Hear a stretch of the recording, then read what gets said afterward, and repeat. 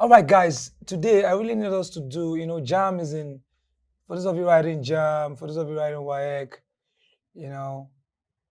WAEC is still 30-something days, but JAM is less than a month now.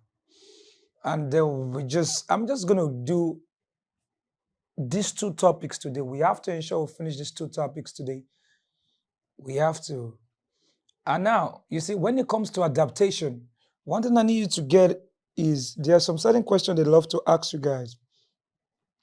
And I want you to know them today in adaptation. You see, adaptation will tell you that it's a process whereby what? Living organism do what? Possesses certain features. You got to possess a certain features for you to survive within your what? Environment. If you don't possess some certain features within the environment, then you can't survive in that environment.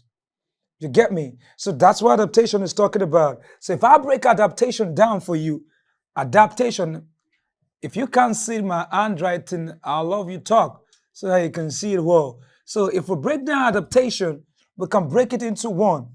We can break it into structural, 3 types. Number 2, we got behavioral, all right? Behavioral. And then the last one is what? It's going to be adaptive coloration. Adaptive coloration. All right?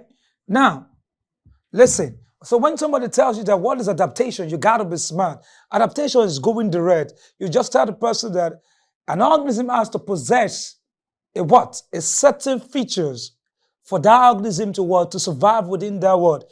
Environment. You must remember the time when I was teaching you evolution. We've done evolution here. I talked about adaptive radiation. I think I talked about the story of the Finches birds. Maybe I did say then there were the Finches bird which are found in the Galapagos Island. The Finches bird in Galapagos Island brought about what we call adaptive radiation, whereby the Finches bird were new to feed on what now? Small seeds, very tiny seeds. But when drought came into the island, most of those birds begins to what? To die because there were no more small seeds. All they could find there were bigger seeds. So some couldn't know how to eat those bigger seeds, while some quickly adapted in feeding on what? Bigger seeds. At the end of the day, many got dead, while some, their beak was what? Was modified to now feed on what? Big seed and what? And small seed. And that led to what we call adaptive what? Radiation. They were trying to explain evolution in that aspect there. Do you understand? But however, in adaptation here, I need you to listen here, we have 3 types: structural, behavioral, adaptive. Now I'm going to be mentioning 4 terms, and I will expect you to tell me the meaning, because I've said many of it most time. Let's go. When somebody tell you a water-loving plant is called what? Anybody? Water-loving plant is called what? When somebody tell you water-loving plant. Now, water lily is an example of water-loving plant. So when somebody tell you water-loving plant, a water-loving plant is called what? It's going to be called what? An hydrophyte. Okay? Water-loving plant is called a hydrophyte. A desert plant is called what? I've mentioned that in biomes. Thank you. Xerophyte. Then a salt-loving plant. I've taught you that. Salt-loving is called what? Anybody? Come on. I taught you under your estuarine, mangrove swamp forest. I taught you a salt-loving plant is going to be called what? Halophyte. Halophyte. If you don't know, now put this down. Salt. A salt-loving what? Plant. Then there's a one we call the sun-loving plant. The sun-loving plant is what we call what? The halophyte. Halophyte.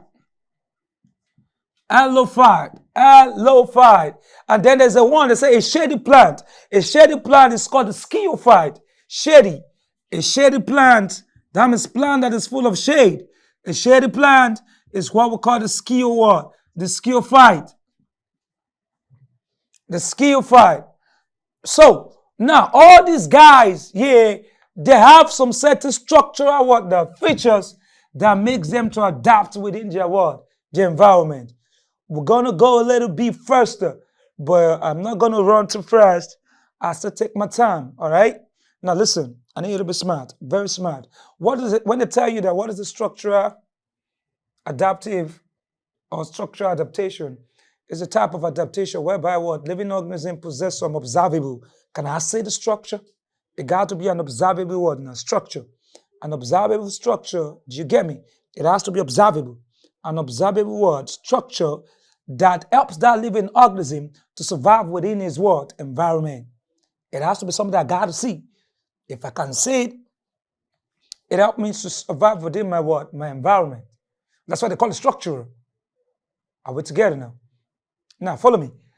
If I'm a water-loving plant, let's start. I think I've taught you this one. So I'll just try to remind you. If I'm a water-loving plant, my stomata. So just listen to me. All right? Good. So if I say, if I tell you that a water-loving plant, which is a hydrophyte, the stomata, is it going to be sunky or is just going to be thin? Remember, it is inside water. Is it going to be sunky? S-U-N-K-E-N. Is it going to be sunky or is it going to be thin? What will you say? Do you know the meaning of sunky stomata? It's going to be sunky. Now, what is a sunky stomata? Very simple. A sunky stomata is saying that it helps those plants inside water to adjust the amount of water that will go inside the water, the stomata. So an hydrophyte must have a sunky water now, stomata, to regulate the amount of water that goes inside the water, that plant. And a good example of an hydrophyte, which Jesse gave us, was that water lily. But apart from that, they don't need a well-developed root. They just have a poor developed root. Then they have what they call something, I need you to know. They call it arachimatious tissue. Look at it. Arachimatious. Arachimatious. Look at it. Arachimatious. Arachimatious tissue. Arachimatious tissue is found in those hydrophytes too. Now, what do they use this for? It's just like there are two people intersecting. All right, good. An arachimatious tissue helps you to ensure that the gaseous substance that occur in the hydrophyte plant takes place along the wall, the stomata. That's why they must possess the arachimatious tissue. Okay? Arachimatious tissue in hydrophyte. But when they call it in halophyte, they don't call it arachimatious. They say they have what now? Pneumatophore. That pneumatophore is what they call a breathing word. Root. Okay? A breathing word. A breathing root. A breathing word. Root. Let's be good. So, I've made these two together. But if I'm talking about desert plant, I've said it before. If I'm a desert plant, there are 4 good characteristics I must have. Number 1, because the desert have low amount of water, that means that desert is going to be dry. Any person can go and let fire into that place, and then the place get burnt. So what do? They possess what they call thick bark. I've told you before, doing biomes, thick word, bark. They possess a structure in the body called thick bark that helps them what? That helps them to do what we call what? That helps them to do what we call fire resistance. Anytime fire will come, it prevents it. Now, they will have to reduce the leaf into tons and what now? And they reduce the leaf into tons. Why? So that they can conserve what? Water. Some of them will carry out transpiration in a thin leaf. The transpiration has to be carried out in a thin leaf, just to ensure what now? They can conserve what? Water. They don't have a broad leaf. Do we get me now? So those are structures that we find among these guys. So when they have that structure, they can be able to survive within the what? The desert. Are we together now? Now, then why all this alophyte? I've told you about the alophyte. I told you about the salty gland they have. I told you about the breathing route they have. I told you about that they have pneumatophore. Okay? So I've told you about that. So, but the sciophyte, they have a cover canopy that helps to allow what the shade on the what? On the soil. Or that helps to reduce the amount of light intensity into the what? Into the soil.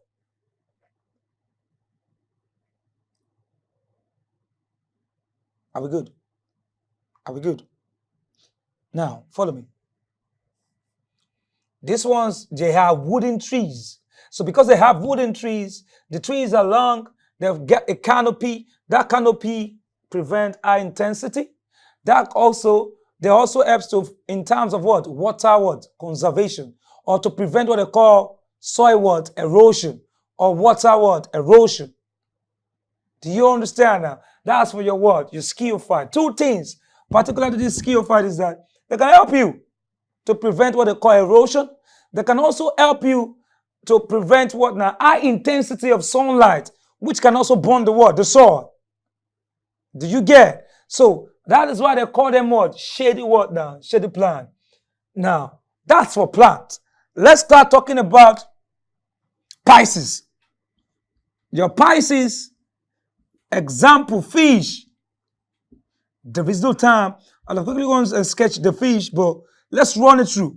The Pisces. Listen now. The Pisces, I'm going to ask 4 structures from you guys before I start mentioning the other ones that I might think you might not have heard of or you have heard of. Let's start from the first one. Your fish, what structure do they use for gaseous exchange? Answer is what now? Gills. Good. That's one. Number 2, they use what for sensitivity? Answer is what now? Lateral lines. Good. Number 3, they use what for movement now? What's that? Fins. Good. But now, hold on to that fins. How many type of fins do they have? They say they have a paired fin. What is the name of that paired fin? Let's go. Answer. The paired fin is called the pectoral and the pelvic what now? Fins. Pelvic fin. Do you get it? The pelvic and the pectoral, they are paired. They're the paired what now? Fin. We know they have a caudal fin, all right? They got a caudal what now? Fin. Now, moving away from there, what do they use for buoyancy? What do they use for buoyancy? What structure do they use for buoyancy?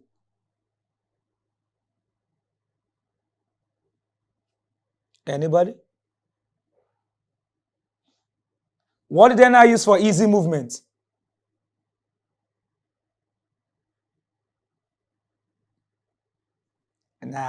Nah, good. Now let me quickly. I'm happy that you guys quickly give me the normal ones. When you hear easy movement, okay, we know they use their movement is majorly by their what? By the fins. But when you hear what? Easy movement, listen, they have a streamlined what now? Body. That body you see that is streamlined in what? In Pisces is for what we call what now? Easy what? Movement. So when they tell you, when you see the question, they say possession of dash for easy movement in fishes, you will surely see fins there. But fins is not the answer. The answer is what? Streamlined what? Bodies. Possession of what? Of streamlined what? The body for what? For easy what? Movement. Do you understand? Please take note. Now, you should know that your fishes, which is your Pisces, they don't carry out the circulation they carry. Remember, we have open circulation. Sorry, we have single circulation and double circulation. And then we have open and closed what now? Circulatory what now? System. Never forget that your vertebrae carry the closed ones. Okay? And the chamber heart they have, I've told you, they have only 2 what? Chamber what now? Heart. Those are structures that help them in their closed circulatory what? System. Now, for the Pisces, you were so good. you mentioned most of the structures they have. I'm happy. I believe any other question you see from there, you'll be able to get it. It's only the streamlined bodies you didn't get. So that's why I mentioned the streamlined the bodies for you. Streamlined bodies is for what? It's for movement. But however, now let's move. Move away from Pisces. Let's go to this other guy, amphibians. Now, example of amphibians, we got frogs, we got toad, we got salamander, we got newt, N-E-W what now? T. Frog, toad, salamander, we got what now? Newt. Those are 4 good what now example I mentioned. Now, but most of the time, the structures they talk about is in what now? Is in frogs and what? Frogs and toad. Let's start with the easy one you know. If the long tongue in frog is for what? What's the answer now? They stick out their long tongue to do what? To what? Thank you for that, to catch what now? Praise, right? Praise. Example of those praise will be what? Insect. They stick out their long tongue to catch what now? Praise. That's what insect. Number 2, you know that they have a bulgy eyeball. A bulgy eyeball. Now, that bulgy eyeball, they say it's for sight. And apart from sight, you must understand that there is a liquid that is formed within that bulgy eyeball and which is also found in the eye. But what is making that liquid to flow within that eye and is found in almost all vertebrates? The answer is called nictitating what now? Membrane. Nictitating what? Membrane. When they ask you, nictitating membrane is found in what type of habitat? I'm sorry, what type of organism? Your answer will be what? Vertebrate. Which part of the body within the eye region? Are we together now? Nictitating membrane is found in all vertebrates, but it is found within the eye as well, the region. Nictitating what? Membrane. And it all came out from the toad and frogs. But we also find in other vertebrates like reptiles too, and your other vertebrates. Follow me, follow me. Follow me now. Now, see. Listen. Now, in the times of, we begin to move a bit. We begin to move a bit now. Follow me. Now, yeah.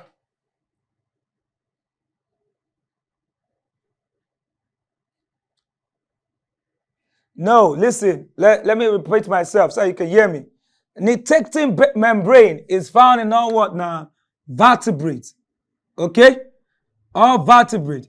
But which side, which particular part, it is around the what? The eye. Then I said they started discovering it from the what? From the amphibians. It was in the amphibians, especially your frog and what? And your toad. They started finding out that, oh, there is a membrane that kind of helps in the chest, that makes it more fluidy. And that membrane, the name is called what? The nictitating what? Membrane. And they also tried, then later on they figured out, oh, it's all common in what? Vertebrates. Where they started getting it from is from these amphibian guys. The toad and what? The frog. Now let's move. When you see a toad, and a toad has a bright shiny what now? Head. The bright shiny head is because of what? They possess what? A poisonous what? The gland. So they use their shiny head. That shiny head to give a what? A sign of warning. It's a warning structure to any organism that feasts on them. Did you get? So if you feast on their head, there's a poisonous gland that will kill the what? The predator. So a toad has a poisonous gland located in where? Their head. Are we together now? Yeah. No. No. A lizard is a reptile. All right? We're going to the reptile part. This one we're still on the amphibians. A toad is an amphibian. But got to understand, people feed on toad. So what do? They cut off the head of the what? Of the toad. You know, if you cut the head of the toad away, then you've taken away the poisonous what now glands with it. Do you understand me? But immediately you see a toad. The toad uses what? Its bright shiny head to give a warning that, hey, I'm poisonous. This place is what? It's poisonous. Do we understand me? So they possess a poisonous gland within their what? Their head. Now, my question goes, how does amphibian move? They move by what? A process known as what? Do they jump or they up? They're up. Good. They move by what we call what now? Upping. The process is called what now? Upping. Hopping. They're up. So that's it. That's it. They're up. All right. And they are the first people. They have four limbs and what? And in limbs. So it's that four limbs and in limbs that makes them to what? To be able to do their upping conveniently. And then the last thing again is they possess a undeveloped what? The lungs. Why? So that they can be able to go on what? On land. Very undeveloped. Undeveloped what now? Lungs, so that they can be able to go on what? On land. Do we get? Good. Let's move. Now, let's go to where the lady asked me the question. I believe that was what, like, I think that's Peace that asked that question, if I'm correct. Or I think that's Joy. Joy asked that question. All right, now let's move to that side. Now, at that point, they started telling us that reptiles. What are the reptiles? Now, at this point, we got reptiles that is not fully on land because that lungs is not developed now. We got the ones on land now, and the lungs is not being developed. Now, look at what happened. What does reptiles have? The reptiles have scales. And that scales, they use it for their protection. And then, apart from protection, they use it for what? For defense. Do we get? They use it for what? For defense. They now have a forelimbs and a what? And hind limbs, which they use to what? To crawl. They use that to crawl. Some of them use it for what? Their movements. And crawling is an act of movement. Hope you know that. Good. Now, listen. One of the things that you must understand is that these reptiles, we have those who are on land conveniently, and we have those that shuffle between water and on land. Let me give you an example. Let's come to realization. Do we have crocodiles that stay on land? Yes or no?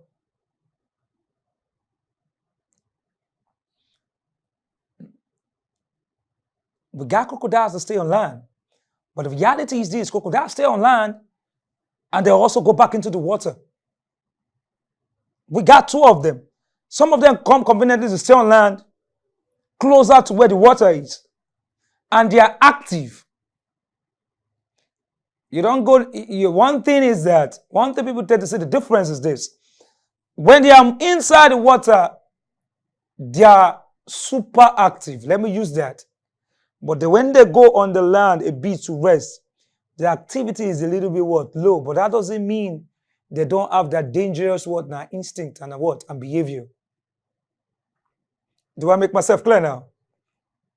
Good. So let's not get it wrong. Then we have the ones who are particularly on on land. Examples, lizard. Okay, examples, lizard. We got what do they call this guy? Your wild geckos. You got snakes. You understand? Those guys are particularly on on land. They move on land. Whereas we also have some other snakes that adapt themselves into water too, both water and on land. So they perform what they call EDYCISIS exercises, which you call molting. Yeah. Molting, which we all call shedding of what? Of skin. Is also a structural what now? Now, which is called what now? A shedding of what? Of skin. Now, but listen. Do they have claws? Does reptile have claws? Some of them have what now? Claws. What do they use their claws for?